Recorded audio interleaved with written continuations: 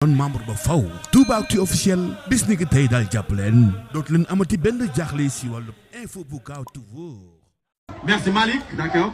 Bonsoir. waa déglu leen mais da ngeen di déglu ñu doog a commencé sama gars yi ak dégloo rek waa ak dégloo waaw may leen loolu bi may leen loolu ah bi mu paree ñu jox ah.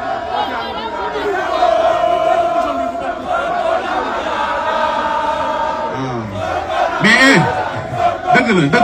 dëgg la mais est-ce que namoon ngeen Dip Doundou Guiss na dem foofu ma xool léegi na dem ci Dip Doundou Guiss ma xool waaye ñoo ko daal ñu xool let's go ah yaaw waaw dama ne sama gars yi waaw déglu leen